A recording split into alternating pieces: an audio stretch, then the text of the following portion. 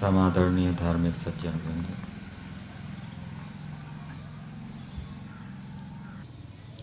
यजुर्वेद के अंदर प्रमुखता से ईश्वर के आज्ञाओं का विधान किया गया है।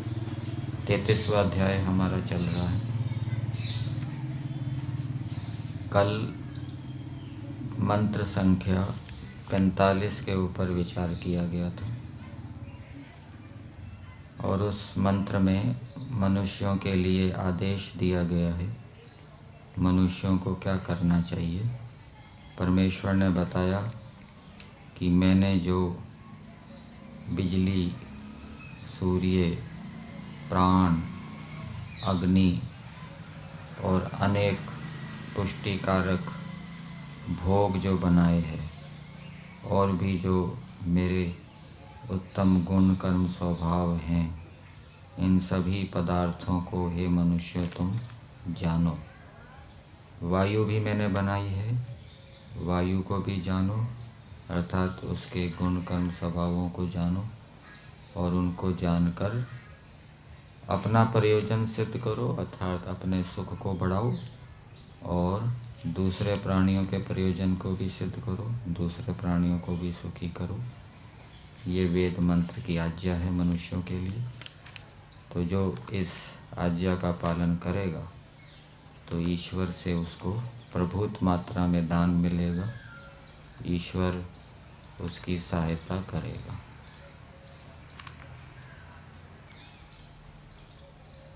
आज का मंत्र जिसका स्वाध्याय किया गया, मंत्र संख्या 46,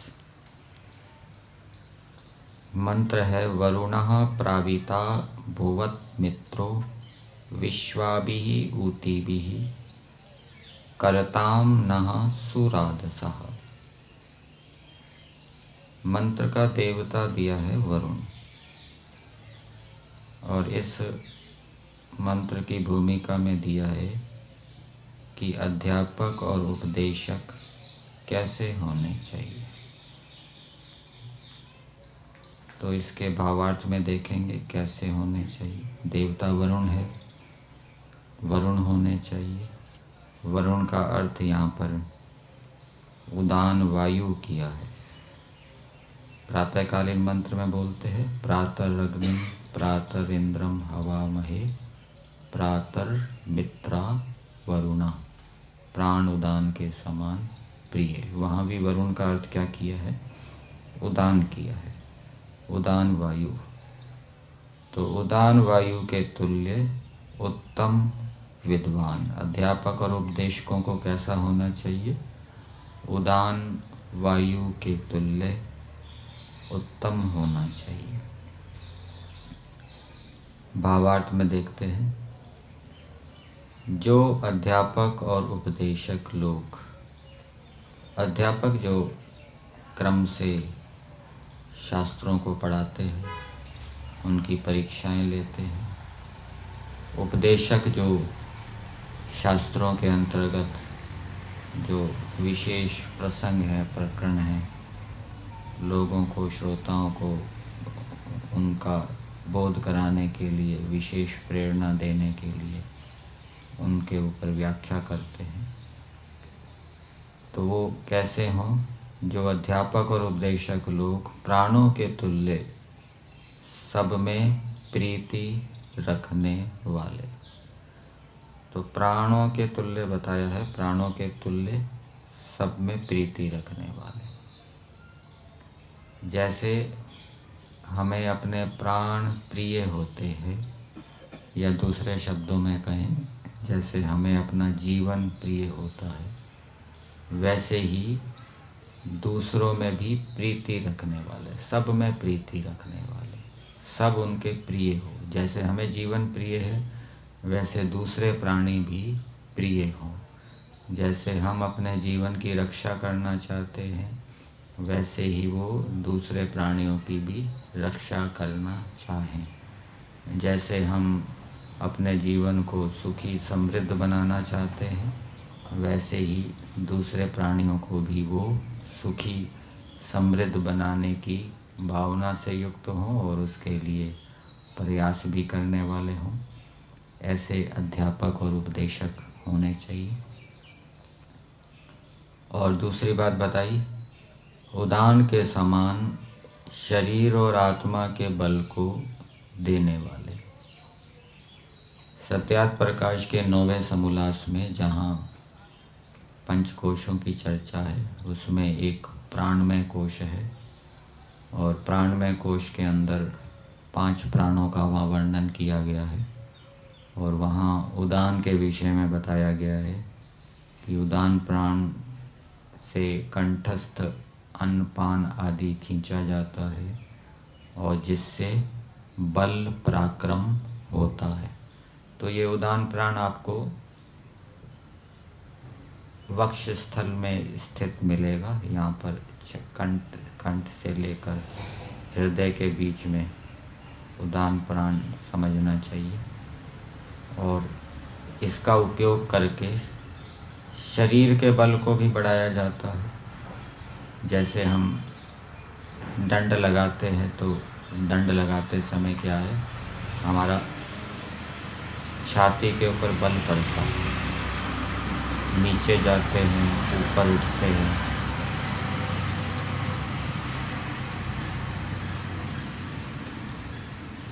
तो इसका शरीर के बल से संबंध समझना चाहिए।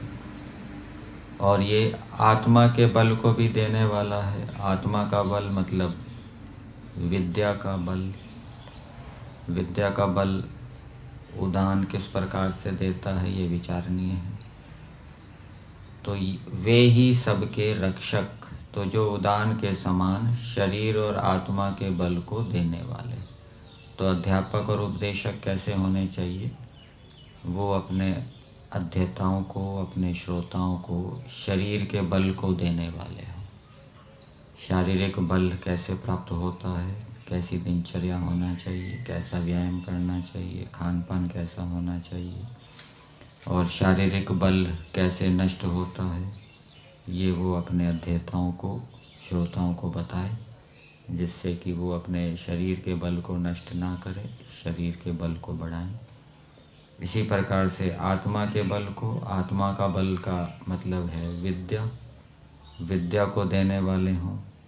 तो वो अध्यापक और उपदेशक विद्वान होते हैं, अपने अपने विषयों के विद्वान। वो अध्येताओं और श्रोताओं को विद्या प्रदान करें, जिससे कि उनका विद्या का बल बढ़े। तो ऐसे यदि अध्यापक और उपदेशक होते हैं, सबका हित चाहने वाले, सबकी उन्नति चाहने वाले, और उनको शारीरिक बल संबंधी विद्या देने वाले और अन्य विद्याओं देने वाले, वे ही सबके रक्षक, सबको धनाढ्य करने को समर्थ होवें। तो अध्यापक और उपदेशक का कर्तव्य भी इस मंत्र के अंदर बताया है। यद्यपि भूमिका के अंदर तो ये लिखा है कि अध्यापक और उपदेशक कैसे होने चाहिए, यहाँ पर भावार्थ में कर्तव्य भी उनका लिखा है, उनका क्या कार्य है। अध्यापक और उपदेशकों को सबका रक्षक होना चाहिए, वो सबकी रक्षा करने वाले हों और सबको धनाढ्य करें, वो ये भी उनका कर्तव्य है। खुद भी धनाढ्य हों और दूसरों को भी वो धनाढ्य करें, उपदेश के माध्यम से और पढ़ाने के माध्यम से। अब इस मंत्र के पदों को देखते हैं पदार्थ के माध्यम से।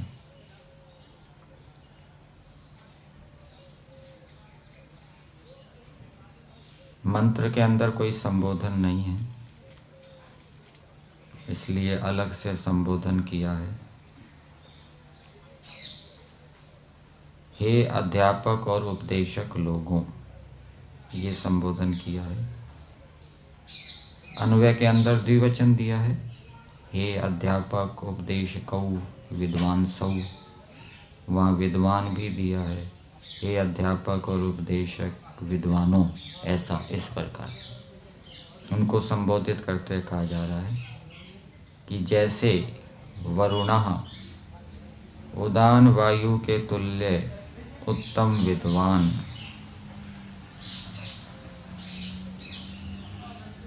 होवे, उत्तम विद्वान किसको कहेंगे? जो उदान वायु के तुल्य सबको शरीर का बल और विद्या का बल देने वाला हो, उसको क्या कहेंगे? उत्तम विद्वान। अर्थात जिसके पढ़ाने से, जिसका उपदेश सुनने से अध्येताओं के अंदर, श्रोताओं के अंदर शारीरिक बल बढ़े, आत्मा का बल बढ़े, तो वो कहना चाहिए उत्तम विद्वान।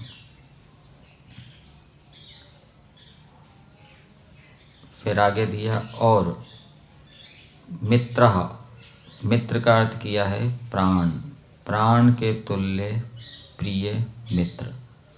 प्राण का अर्थ यहाँ जीवन ले सकते हैं, जीवन के तुल्य प्रिय मित्र। किनको कहा जा रहा है? अध्यापक और उपदेशक। मतलब कि वो जीवन के तुल्य सबके प्रिय हो, सबका हित चाहने वाले हों, सबकी रक्षा करने वाले हों, सबके मित्र हों। यहाँ मित्र भी दे दिया, सबके हितैषी हों। ऐसे महाभाष्य के अंदर श्लोक आता है, सामृत ही पाणिर्भिर्घनन्ति गुरुवो न विशोक्षित ही लालना श्रेणु दोषा ताड़ना श्रेणु गुणा। तो उनको अध्यापकों को ताड़ना भी करनी चाहिए। जो अध्यापक कुछ ताड़ना करता ही नहीं है, वो भी हित करने वाला नहीं है प्राण के समान, क्योंकि ताड़ना करने से ही गुणों की प्राप्ति होती है। दंड नहीं देता तो वो भी हित करने वाला नहीं है। लाड़ना ही करता रहता है, प्रसन्नता ही करता रहता है, तो वो बिगाड़ने वाला होता है अपने विद्यार्थियों को। तो ऐसा नहीं होना चाहिए। तो प्राण के तुल्य प्रिय मित्र, जैसे अपना जीवन प्रिय होता है, वैसे सबकी रक्षा करने वाला, सबका हित चाहने वाला, सबकी उन्नति चाहने वाला, करने वाला। विश्वाभि ऊतिभि, ऊति शब्द स्त्रीलिंग में है, इसलिए ये विश्वाभि स्त्रीलिंग में आ गया। समग्र रक्षा आदि क्रियाओं से रक्षक होवे। तो एक विद्वान का दृष्टांत दिया जा रहा है मंत्र के अंदर। वाचक लुप्त उपमा अलंकार है। उपमा किसकी दी जा रही है? एक विद्वान की दी जा रही है, जो उदान वायु के तुल्य उत्तम है, अध्येताओं के अंदर, श्रोताओं के अंदर शारीरिक बल और आत्मिक बल को उत्पन्न करने में समर्थ है, और प्राण के तुल्य प्रिय है, जो सबका अपने जीवन के समान सबका हित चाहता है, सबसे प्रेम करता है, उन्नति चाहता है, प्रयास करता है। ऐसा जो विद्वान है वो रक्षा आदि क्रियाओं से सबकी रक्षा करता है। तो अध्यापक और उपदेशक को कह रहे हैं, वैसे आप भी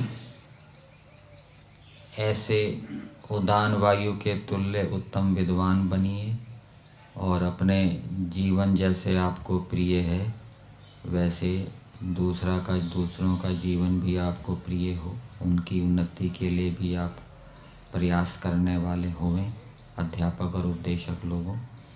वैसे आप दोनों हमको सुंदर धन से युक्त कीजिए। जैसे उत्तम विद्वान सुंदर धन से अपने अध्येताओं को, श्रोताओं से युक्त करता है, चाहे शरीर का धन हो, चाहे विद्या का धन हो, वैसे ही अध्यापक और उपदेशकों को कहा जा रहा है कि आप भी ऐसा कीजिए। अर्थात अध्यापक और उपदेशकों को ऐसा होना चाहिए, ये भी इस मंत्र के अंदर बताया, और उनको क्या करना चाहिए ये भी बताया कि उनको प्रजा के अंदर शरीर रूपी धन और विद्या रूपी धन को बढ़ाकर, उत्पन्न करके उनको धनाढ्य बनाना चाहिए।